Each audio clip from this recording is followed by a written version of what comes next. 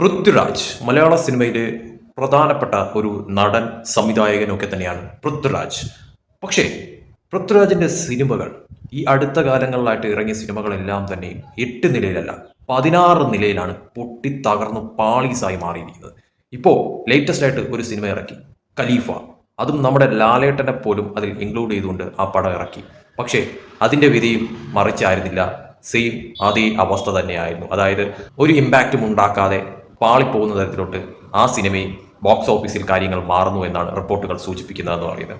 അതിന് മുന്നേ ഇറങ്ങിയ പൃഥ്വിരാജ് സിനിമകൾ ഐ നോബഡി, അതോടൊപ്പം തന്നെ വിലായ് പുത്ത എന്ന് പറഞ്ഞ സിനിമകളൊക്കെ തന്നെ ബോക്സ് ഓഫീസിൽ വലിയ പരാജയങ്ങൾ ഏറ്റുവാങ്ങിയ സിനിമ തന്നെയായിരുന്നു. അതുകൊണ്ട് തന്നെയാണ് ലാലേട്ടനെ പോലും കൂട്ടുപിടിച്ചുകൊണ്ട് ഖലീഫ എന്ന് പറയുന്ന സിനിമ ഇറക്കാനായിട്ട് പൃഥ്വിരാജ് തയ്യാറായത്.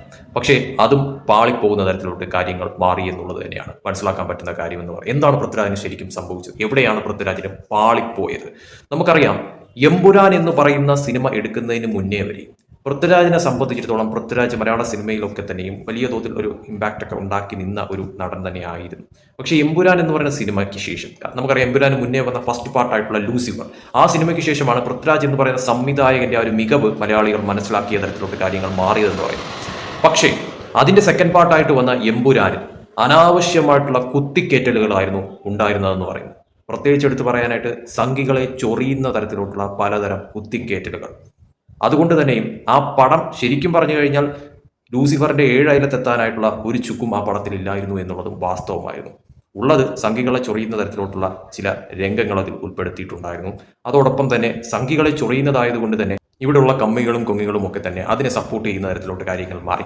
അതിന് കുറച്ച് കളക്ഷൻ കിട്ടുന്ന തരത്തിലോട്ട് കാര്യങ്ങൾ മാറി. അങ്ങനെ പടം യഥാർത്ഥം പറഞ്ഞു കഴിഞ്ഞാൽ ഒരു ചുക്കിനും ചുണ്ണാമ്പിനും കൊള്ളാത്ത തരത്തിലോട്ടായിരുന്നു ആ പടത്തിന്റെ ഒരു ഓവറോൾ നോക്കിക്കഴിഞ്ഞാലുള്ള അവസ്ഥ എന്ന് പറയുന്നത്. പക്ഷെ അതിനുശേഷം പൃഥ്വിരാജിന് എന്താണ് സംഭവിച്ചത്?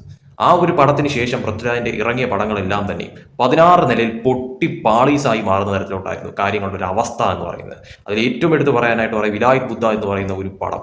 ആ പടം ഇറങ്ങിയതും അത് പൊട്ടി പാളീസായതും ഒന്നും തന്നെ ആരും അറിഞ്ഞില്ല എന്നുള്ളതാണ് വാസ്തവം. അതും ഏകദേശം ഒരു അത്യാവശ്യം നല്ലൊരു ബഡ്ജറ്റിലെടുത്ത ഒരു പടം കൂടിയാണ് ആ പടം എന്ന് പറയുന്നത്. അതോടൊപ്പം തന്നെ ഐ നോബഡിയൊക്കെ അത്യാവശ്യം നല്ലൊരു ബഡ്ജറ്റിലെടുത്തൊരു പടമാണ്. പക്ഷെ എന്നിട്ട് പോലും ആ ബഡ്ജറ്റ് റിക്കവർ ആവുക മാത്രമല്ല, അത് അതിന്റെ അടുത്ത് പോലും എത്താൻ പറ്റാത്ത രീതിയിലോട്ട് അത് ബോക്സ് ഓഫീസിൽ അവസാനിക്കേണ്ടി വന്നു എന്നുള്ളതാണ് യാഥാർത്ഥ്യം എന്ന് പറയുന്നത്. എന്താണ് പൃഥ്വിരാജിന് ശരിക്കും പറ്റിയത്? സംഘികളെ ചൊറിഞ്ഞുകൊണ്ട് പൃഥ്വിരാജ് 16ന്റെ പണി വാങ്ങിക്കൂട്ടിയതാണോ?